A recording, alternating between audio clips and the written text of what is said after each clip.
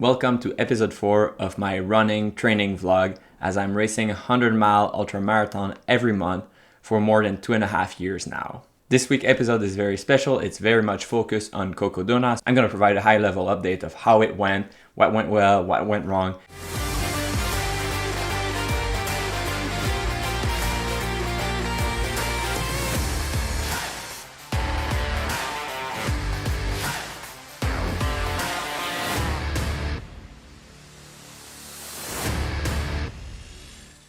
Hi, Simon here. Welcome to my channel. I'm an experienced ultra runner with now 40 100-miler under my belt. And my goal with this channel is to make trail and ultra running more accessible, to break some of the myth. This is not just for superhuman, this is also for normal people like me, like you, people that have normal job, people that are not necessarily physically gifted, but have a strong mind and have a goal in mind.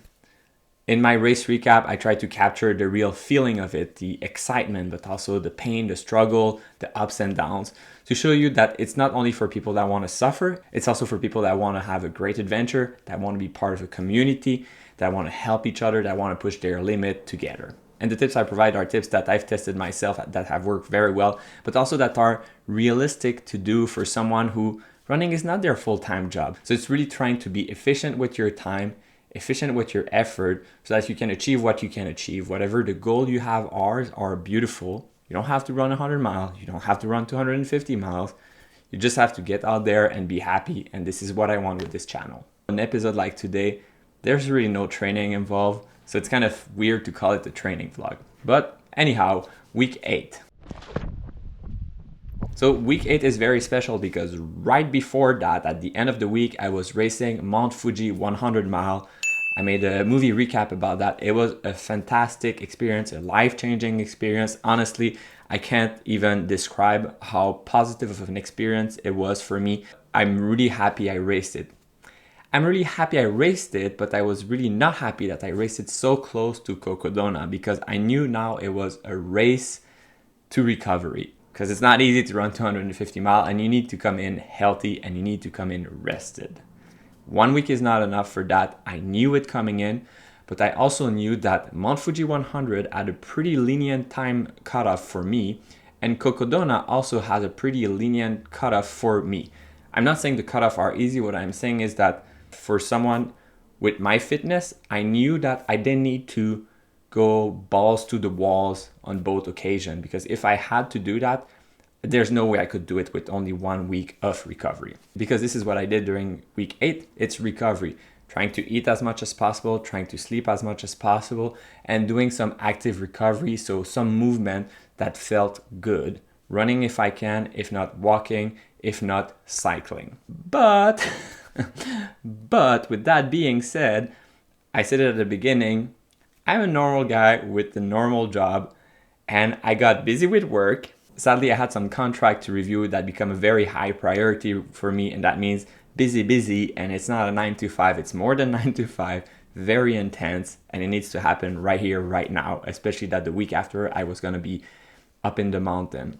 Also, I had to work on my Mon Fuji 100 movie recap, and I put a lot of love and a lot of effort, and I hope it's obvious when I put these movies together. I don't cut corners. I try really to produce something that is as good as possible because I really want to produce something that reflects the experience that I had. So I put so much love into that. But another way to say it is I put so much time into that. And when you only have 1 week to put a movie like that together, so it was rough. My sleep was not good. So it is what it is, but it is not perfect for sure. For example, Monday, I only went to the sauna just for relaxation and heat preparation or heat adapting ahead of Cocodona because it can be hot out there. Tuesday, very similar. I went for a little walk just to actually clear my head. It was not even related to working out, but as I said, work was woo! And I just needed a breather. And I said, hey, that would be a good time to do a little shakeout walk. I also did a little bit of cycling and again, sauna. Similarly, Wednesday, I went for a little walk. Same thing. It was just work was just so intense. I just needed something to relax. So I was able to just go outside. That was my lunch break. I walked during that time. I just needed some air because it was just like, ooh, all the time. Oh my God. Thursday, I was so busy. I didn't have time to do anything. It's not that I was taking a rest day. It's just It was pretty intense. I was really wrapping things up in terms of the movie and also in terms of the contract, finalizing thing as much as possible. Friday, both Nora and I had a pretty crazy week. So we were supposed to leave in the evening for Arizona already, but I didn't even start packing at that point. And we looked at each other and we said, look, let's just take the evening together. So we had a little jog. We went to the sauna. We had some takeout food. And I finalized the movie. I finalized the contract. And I started to think about maybe I should pack my stuff for Cocodona. Maybe I should start looking at what are the aid station and what do I need in that race. But in the end, I fell asleep and I had to postpone for Saturday morning. Saturday morning came, that was kind of a mad rush. We were really trying to get to Arizona as soon as possible because both our friend Brian and our friend Fanny, which were my pacer at the Badwater, if you're curious, but also I've raced so much with Fanny, and Brian is a Coach Brian from Buckle Up with Brian and Simon, our podcast. Saturday morning was the mad rush of, let's look at that course a little bit. Oh, wow, that's a long segment. I think I need a lot of water capacity. Of course, I've talked with people, so I had some sense of what to expect, but not so much. I didn't know the aid station. I didn't know where to put my drop bag, so I made a plan honestly within an hour and a half of what would be my drop bag, where would they be, what would I put inside of them, what do I need to carry. And it's a complex race because I was racing this solo, which means I need to know when I'll get to my drop bag at 160 mile and what do I need in there, because if I put in there my kit for blisters but I need it at 80, oh, sucks to be you, Simon. And I've definitely faced problem like that during the race because racing solo is particularly challenging for a race like that, especially when it's your first time and you have no clue of when you'll finish. But I was able to wrap it up very quickly, or I had to. We drove off, met our friends, and we just hang out a little bit. It was great to catch up before the race. Just, the little nervousness of preparing things a little bit. So it's always great to catch up. It's also a great or weird feeling to be just before the race when there's definitely tension and excitement. On Sunday, we went to the check-in, met a lot of people, a lot of you folks. It was great meeting you. It was great talking to you. We did the final preparation for the race, the little shakeout run.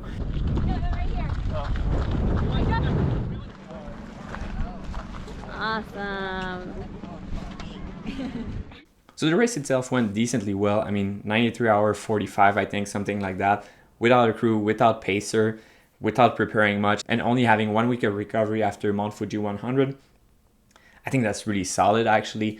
I'd be curious to know people ahead of me, how many were actually solo, because there's a significant advantage to not being solo, to having a crew and to having pacers. It's a huge difference. The big thing that you're missing without the crew is, for example, sleeping. There's place that you can sleep at aid station or on the trail, but it's always going to be better if you have a van and you can sleep by yourself whenever at whichever aid station that you want to do.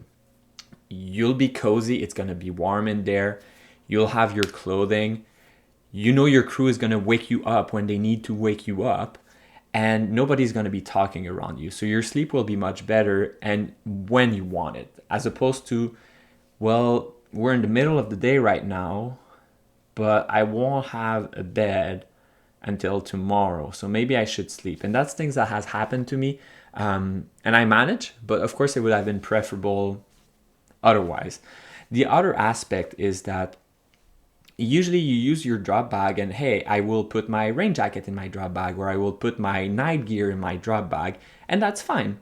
But in a multi-day race like this, you can't really do that as well, because first, I only have one night kit. I don't have 5 puffy jacket, 5 headlamp, 5 hat, 5 pairs of glove. I have one. And anyway, where would I put it on day 4? I don't know where I'm going to be on day 4. So if you have a crew, they will give it to you when you need it for the night. And as soon as the night is over, you head it back. If you're by yourself and you don't have extra gear like I do, well, you're carrying it the whole time, which, I mean, that's practical because you always have it, but it's also heavy. And it can be frustrating to see other runner come by with their little bag basically empty.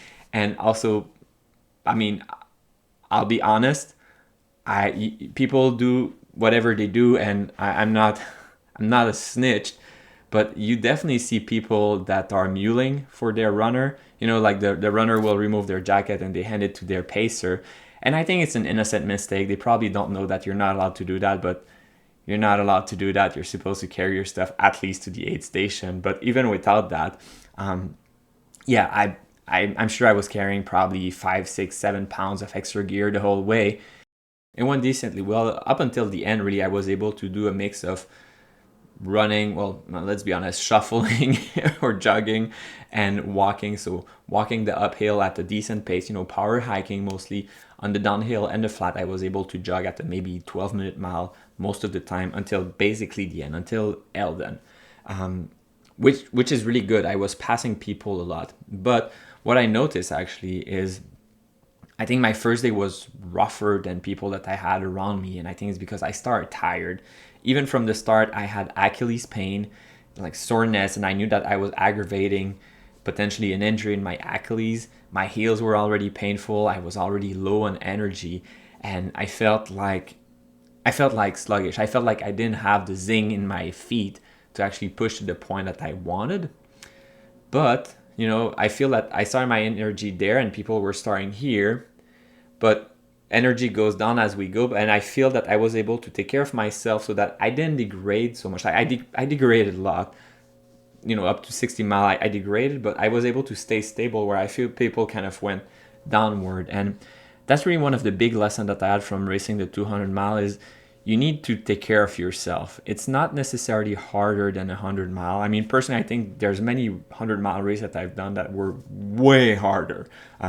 URA was harder, Hurt was harder, and there's many other experiences that I can think of that I feel, wow, I've struggled way more than I have for Cocodona.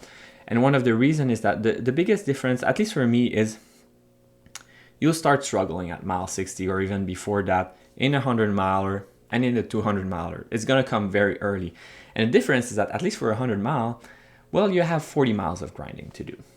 For a 250 mile, well, you have a little bit more. You have a few days of grinding, and that can be very taxing mentally, but also that means you can't just be a tough guy. You can't just have, you know, this big ego and like, look at me, I'm so tough, I'm so much better than everyone else. I mean, you can, but I'm gonna pass you, because what I will do is I will be tired and I'll say, well, I guess it's sleepy time, and I'll go sleepy in the first night. And that's exactly what I did.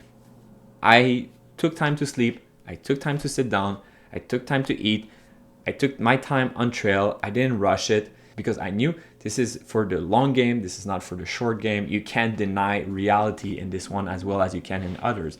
And I think that's why I did decently well. I prefer to not suffer. I prefer to take care of myself. I prefer to sleep.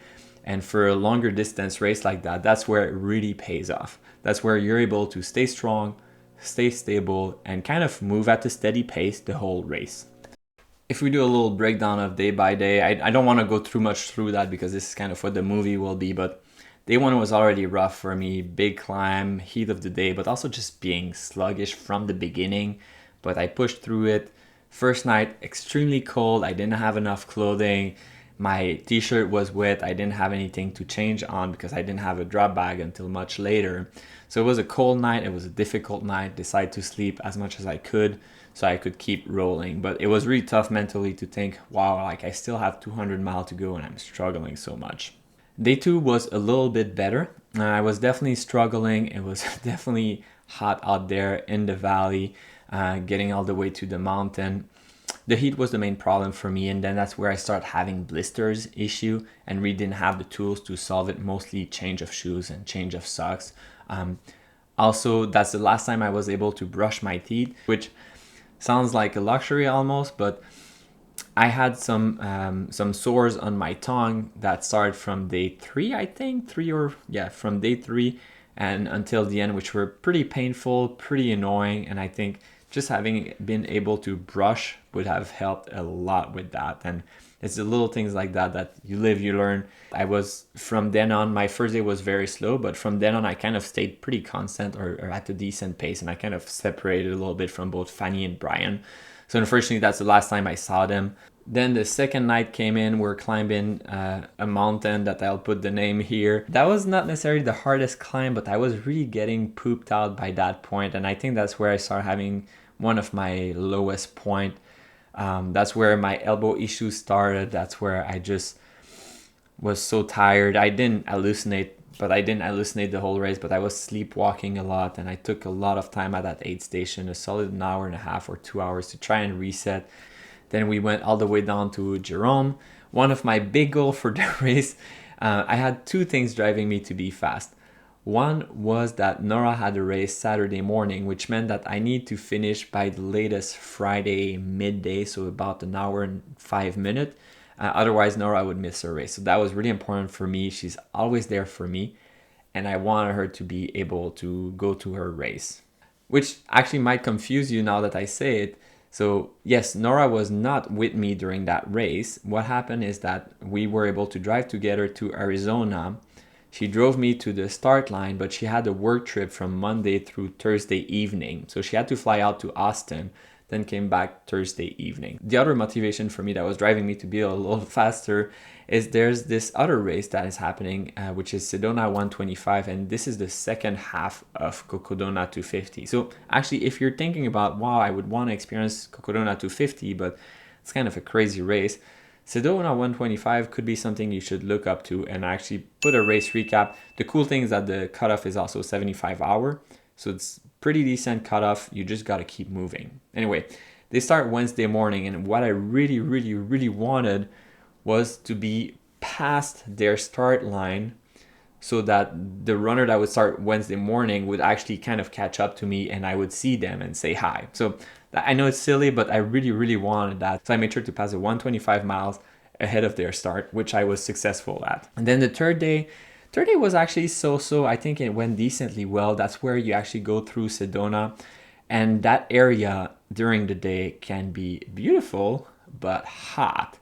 And it was hot, and I kind of struggled with the heat a little bit. But if I compare to people around me, I actually did pretty well. That's actually when I passed Andrew Glaze. Eventually, I made my way to the Cocodona aid station, took a nap there, and then went out for the night. And that night was really my lowest of the low. All of the clips of me that you may see that I'm like, are mostly from that night. I really struggled there. It's mileage that should be fairly easy. It's on dirt road. You should be able to run that, but I just could not.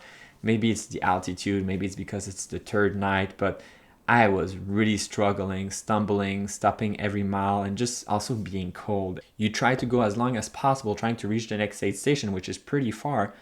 But after a mile, you're just kind of not able to keep walking. So I had to sit down, sleep for 5 minutes, get back up. But it's also really cold, so you don't want to stop for too long. And it's just, can I keep going? What's going on there? So I was able to make it eventually and make it out of the night and make it towards Flagstaff. And I knew then that, I'm going to finish this. No matter what, I'm going to finish this. There's forest fire, and they were prescribed forest fire. They were scheduled forest fire. I didn't know about it, but there's so much smoke out there. And they said the race is still on, which is good, because at first I was really worried that, wait, is the race canceled? I made it this far and it's going to be canceled? That would kind of stink, right? But it was not canceled, but the smoke was pretty intense, pretty heavy. That led to a lot of coughing, being out of breath, and I feel being more sleepy than I should have been. But this fourth day was actually pretty good. I was able to shuffle most of the time, make a lot of mileage, and yes, stopping along at aid station. But by then I was thinking, we're almost done. I don't need to spend a full night anymore. I was always tricking myself saying when I reach Fort Tuttle at 210, I'm going to sleep there. I'm going to take 1 or 2 hours. But when I'm there, I'm like, nah, you don't have time for that. You'll do that at Walnut. There's no bed at Walnut, but that's okay. You'll go do that there before the night. When I reached, I was like, nah, there's still daylight. You got to go now. So I was kind of able to trick myself into reaching that next station and then saying, nah, not yet, no sleeping. And then climbing Eldon was very tough. It's a tough climb, altitude, you're tired. But once you reach the summit, you have this euphoria of like, I did it. Like, that's it. I did it. I did Cocodona 250. You're not there yet. You know, there's 8 miles left to go, which sounds little compared to 250, but that's still gonna be 2-3 hours of struggling, which I did. And then I crossed that finish line, and it was a wonderful feeling. Yeah, I think it was a wonderful experience. At the same time, it's hard for me to take a full week out of work for a race. It's very, very hard. And if I manage to do that, I mean, would I rather go with Nora, maybe hiking, backpacking in Iceland for a week, or maybe do a different 200 miler?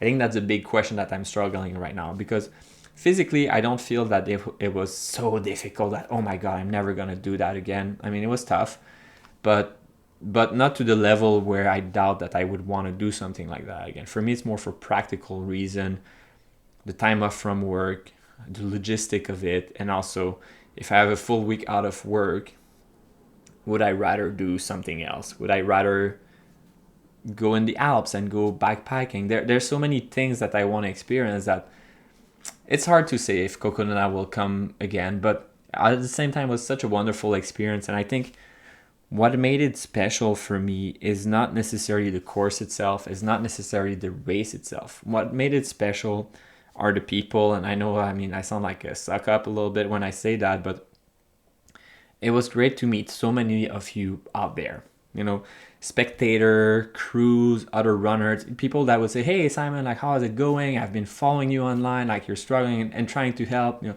there's someone that brought a burrito on the first morning and say, hey, like, I know you're racing that solo, like I got you a burrito, like, do you want it? I was like, yeah, like that's great. And really the community stepping up and helping you and being part of something that is big like that felt fantastic. I tried to post as much on my Instagram story so that people could follow. I was on the live stream chatting with people a little bit when I could, because I think it's amazing that so many people are following, and I really wanted to be part of that. So that part is unique, and that's what would really drive me to do it again potentially. But obviously it's too recent. I still need to think about it. I still need my elbow to recover a little bit, and I need to sleep a little bit. But it was a wonderful experience. I can't wait to share with you the movie. It's going to be a lot of work to put that together, but I'm sure it's going to be an amazing story of ups and downs, and hopefully some determination and some grit, but also some silliness in there. As always, thanks for watching. If you appreciate this video, please leave a thumbs up, and see you next time.